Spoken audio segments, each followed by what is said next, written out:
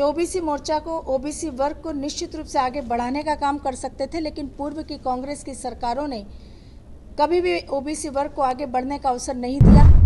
हमारी कोई ये सरकार की बात नहीं, बचौल जी की पर्सनल बात है। हनुमान चालीसा तो हर आदमी पढ़ता है। अपने मंत्रिमंडल में इतना बड़ा नेतृत्व, 27 ओबीसी के मंत्रियों को प्रतिनिधित्व देकर देश के संपूर्ण ओबीसी समाज को एक बहुत बड़ा सम्मान देने का काम किया है।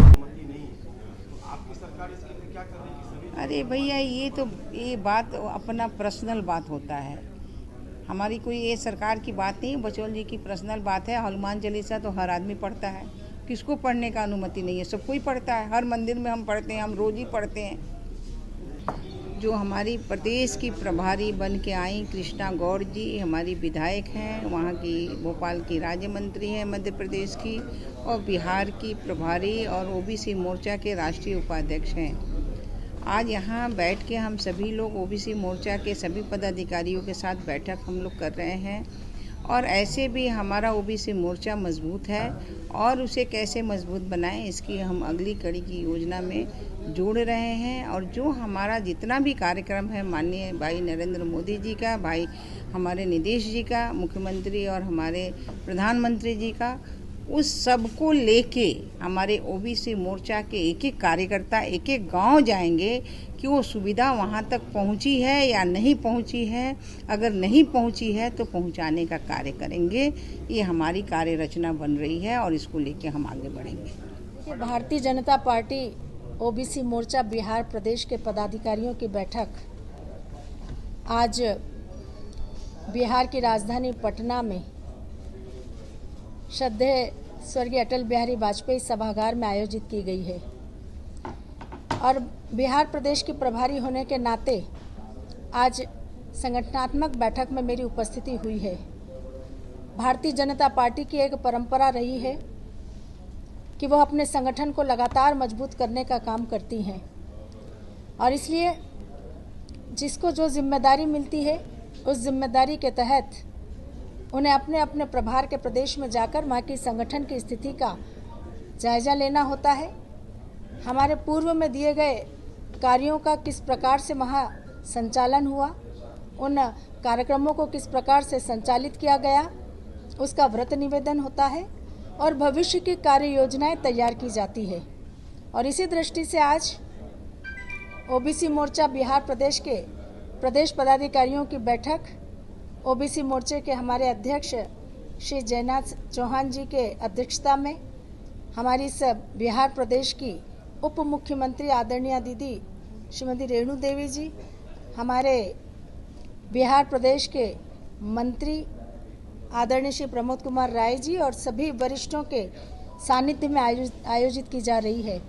मुझे पूरा विश्वास है कि जिस प्रकार का व्रत निवेदन यहाँ पर माननीय अध्यक्ष जी के द्वारा दिया गया, बिहार में ओबीसी मोर्चा नीचे तक अपना संगठनात्मक ढांचा तैयार कर चुका है, और भविष्य की जो कार्य योजना हम बनाएंगे उसमें हमारा पूरा फोकस इस बात पर रहेगा कि इस प्रदेश में रहने वाली पिछड़ी, अति पिछड़ी जातियों तक हम अपनी पार्टी की विचारधारा को पहुंचाएं, उन्हें विकास की मुख्य धारा से जोड़ें, और भारतीय जनता पार्टी का ध्येय वाक्य सर्वस्पर्शी सर्वव्यापी भाजपा, इसको सार्थक करने का काम करें। मुझे पूरा विश्वास है कि अगला विधानसभा का चुनाव जब आएगा तो भारतीय जनता पार्टी ओबीसी मोर्चा बड़ी संख्या में हम इस प्रदेश में ओबीसी मोर्चे के माध्यम से बहुत अच्छा प्रदर्शन कर पाएंगे, और हमारी पिछले से ज़्यादा अच्छा प्रदर्शन हम आने वाले चुनाव में करेंगे।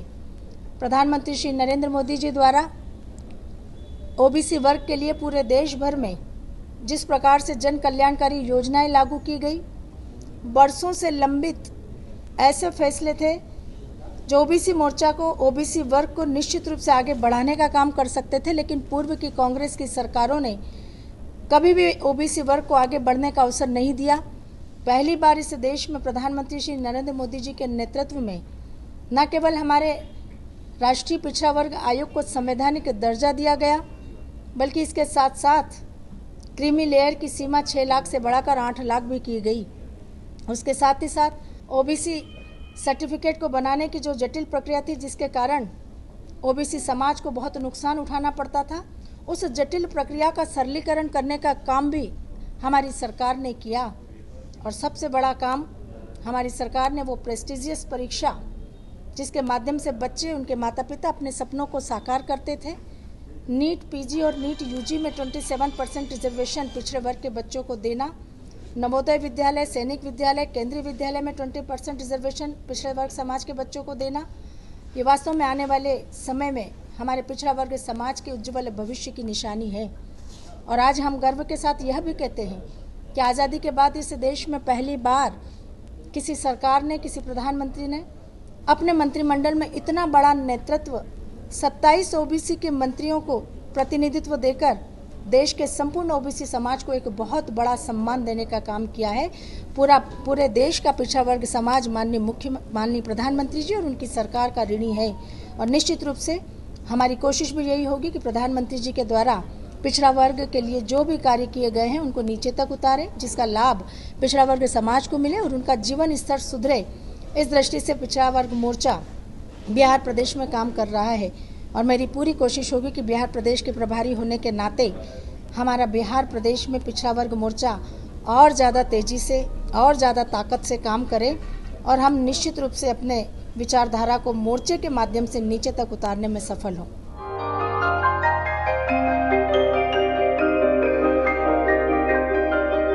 इस कोविड पेंडेमिक में सब ये शहर छोड़कर अपने शहर, अपने घर चले गए। हम लोगों का अपना शहर तो है, लेकिन वहाँ अपना घर नहीं। अगर सिचुएशन और खराब होता चला गया तो हम जाएंगे कहाँ? अरे ये प्रॉब्लम तो हर शहर में है, लेकिन हाँ, अपने शहर में भी अपना घर तो होना ही चाहिए। होना चाहिए तो कहाँ है अपना घर? ये है ना, ई होम्स पैनोरमा, पूर्णिया में, अपने शहर में अपना घर। पूर्णिया में पैनोरमा ग्रुप लेकर आए हैं ई होम्स पैनोरमा, बड़ा घर, आलीशान जिंदगी और अत्याधुनिक सुविधाओं के संग। E Homes Panorama, luxurious lifestyle redefined.